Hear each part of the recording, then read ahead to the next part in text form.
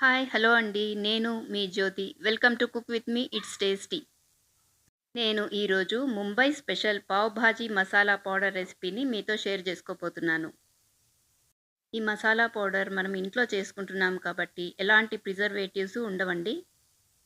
ఆరోగ్యానికి కూడా చాలా మంచిది. ఇక పావ్ భాజీ మసాలా పౌడర్ తయారీ విధానాన్ని చూసేద్దాం. ముందుగా స్టవ్ పైన పాన్ పెట్టుకొని ఫ్లేమ్ లోలో ఉంచుకోవాలి. ఇప్పుడు పాన్‌లో 2 టేబుల్ స్పూన్ల ధనియాలు, 1 టేబుల్ స్పూన్ జీలకర్ర వేసుకుంటున్నాను. ఇది గ్రాముల కొలతలో అయితే 8.5 గ్రాములు ఉంది. ఇందులోనే 10 గ్రాములు అంటే 1 టేబుల్ స్పూన్ మిరియాలు వేసుకుంటున్నాను. నల్ల మిరియాల్లో యాంటీ ఆక్సిడెంట్స్ పుష్కలంగా ఉంటాయి.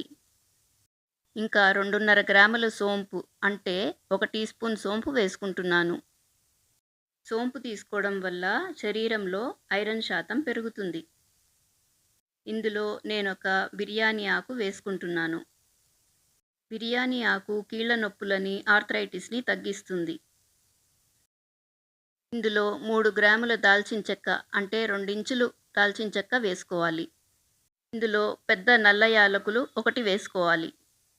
నేనిక్కడ పైన పొట్టు తీసి వేసుకుంటున్నాను. యాలకులు క్యాన్సర్ వ్యాధి రాకుండా నివారిస్తాయి.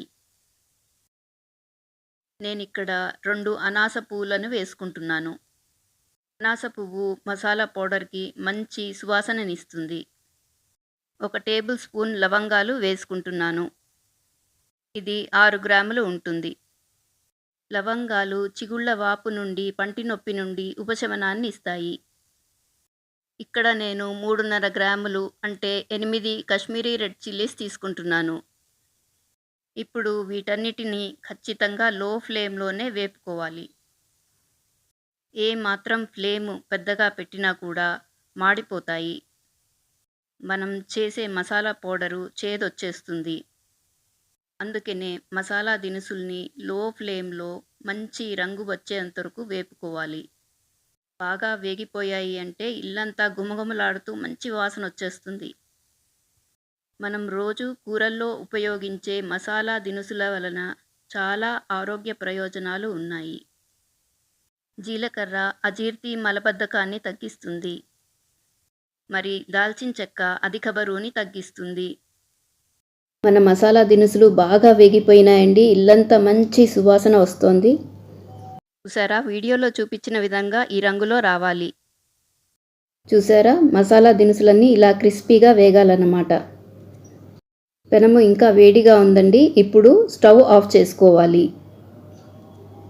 ఇప్పుడు ఇందులోకి 3.5 గ్రాములు అంటే హాఫ్ టేబుల్ స్పూన్ పసుపు వేసుకోవాలి. ఇందులోకి 4 గ్రాములు అంటే 1 టేబుల్ స్పూన్ ఆమ్చూర్ పౌడర్ వేసుకోవాలి. 2 గ్రాములు అంటే 1 టీ స్పూను శొంఠి పొడి వేసుకోవాలి.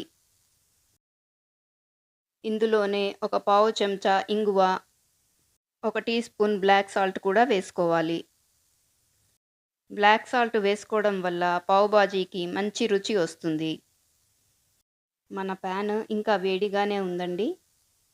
వేడి ప్యాన్‌లో మన మసాలా దినుసులు, మసాలా పౌడర్స్ అన్నీ ఒక అర నిమిషం పాటు బాగా వేపుకోవాలి.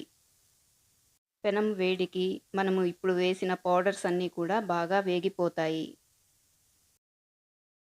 మసాలా దినుసులన్నీ కూడా ప్యాన్‌లోనే ఉంచి చల్లారనివ్వాలి. ఇవన్నీ బాగా చల్లారిన తర్వాత ఒక మిక్సీ జార్‌లోకి ట్రాన్స్‌ఫర్ చేసుకోవాలి. వీటన్నిటిని మెత్తటి పౌడర్ లాగా గ్రైండ్ చేసుకోవాలి. వీడియోలో చూపించిన విధంగా మెత్తగా పౌడర్ అవ్వాలన్నమాట. ఎంత మెత్తగా పౌడర్ చేస్తే అంత బావుంటుంది. ఇప్పుడు గ్రైండ్ చేసుకున్న ఈ పావ్ బాజీ మసాలా పౌడర్‌ని ఒక బౌల్‌లోకి ట్రాన్స్‌ఫర్ చేసుకొని బాగా చల్లారనివ్వాలి. ఇలా ఒకసారి ఇంట్లోనే పావ్ బాజీ మసాలా పౌడర్ చేసి చూడండి. మీకు చాలా నచ్చుతుంది. ఇలా బాగా చల్లారిన మసాలా పౌడర్‌ని ఎయిర్ టైట్ కంటైనర్‌లో స్టోర్ చేసుకోండి. ఎలాంటి ప్రిజర్వేటివ్స్ లేని ఈ పౌడర్‌ని 6 నెలల వరకు చక్కగా ఉపయోగించుకోవచ్చు. మరో సరికొత్త వంటకంతో నెక్స్ట్ వీడియోలో కలుద్దాం. Thank you for watching.